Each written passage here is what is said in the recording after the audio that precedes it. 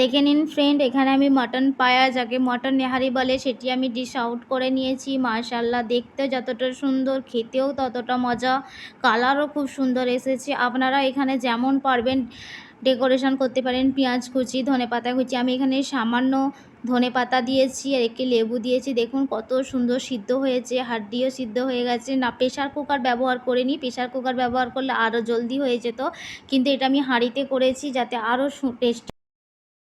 বিসমিল্লাহির রহমানির রহিম।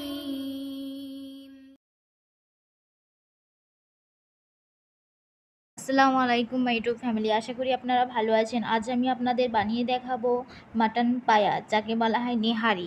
এই জন্য আমি 4টে মটন নিয়েছি আর একটি পেস্ট বানিয়ে নিয়েছি, যেমন ধনে, গোটা জিরে আর পেঁয়াজের একটি পেস্ট বানিয়ে নিয়েছি। এবারে আমি এটি ভালো করে ম্যারিনেট করে নেব।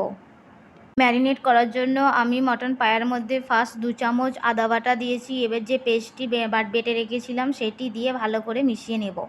আদা বাটা, গোটা জিরে বাটা, ধনে বাটা, পেঁয়াজ বাটা আমি ভালো করে মিক্সড করে নিয়েছি। এবার এটির মধ্যে আমি কিছু গুঁড়ো মশলা অ্যাড করব, যেমন 1 চামচ হলুদ গুঁড়ো, 1 চামচ লঙ্কা গুঁড়ো, 1 চামচ জিরা গুঁড়ো, 1 চামচ ধনে গুঁড়ো,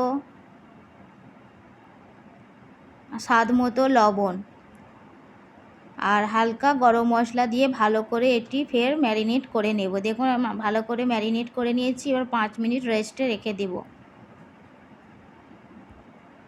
নিহারি বানানোর জন্য এখানে আমি হাঁড়ি বসিয়ে দিয়েছি। হাঁড়িতে সামান্য তেল দিয়েছি। তেলের মধ্যে কিছু গোটা মশলা দিয়ে দেব, এলাচ, দালচিনি, তেজপাতা, লং। তারপর ওটির মধ্যে আমি ম্যারিনেট করা মটন পায়াটি দিয়ে দেব। দিয়ে ভালো করে কষতে থাকবো।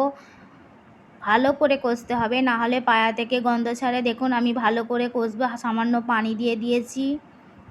এবার আমি ওই তেলের মধ্যে ম্যারিনেট করা মটন পায়াটি দিয়ে দিয়েছি। দিয়ে ভালো করে কষতে হবে, অনেক করে কষতে হবে, যাতে মটন থেকে পায়া থেকে কোনো গন্ধ না ছাড়ে। এখানে আমার কষা হয়ে গেছে। এবার এটির মধ্যে আমি পানি দিয়ে সিদ্ধ করতে বসিয়ে দেব।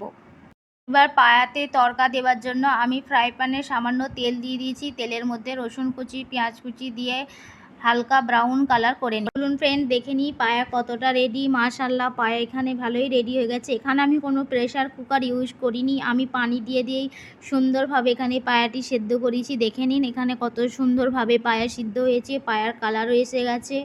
একটা কথা, পায়াকে অনেকক্ষণ ধরে কষতে হবে আর ভালো করে ফোটাতে হবে, না হলে মাটন পায়া থেকে একটি গন্ধ ছাড়ে। এবার এটির মধ্যে আমি যে পেঁয়াজ ও রসুন ভেজে রেখেছিলাম সেটি দিয়ে তড়কা দিয়ে দেব। এখানে আমার মটন পায়া, যাকে মটন নেহারি, একদম রেডি, একদম রেস্টুরেন্টের মতো মটন নেহারি রেডি। খুব সুন্দর কালারও এসেছে, মাশাআল্লাহ, সেন্টও খুব সুন্দর ছেড়েছে, রুটির সাথে খেতেও খুব মজা।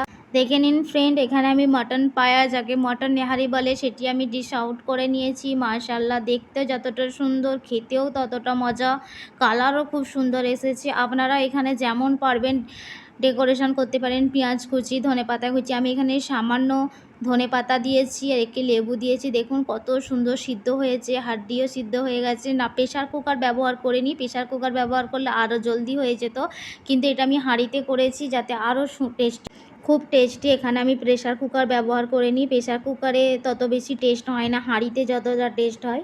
ভিডিও ভালো লাগলে প্লিজ ফ্রেন্ড লাইক করবেন, শেয়ার করবেন, সাবস্ক্রাইব করবেন। আল্লাহ হাফিজ।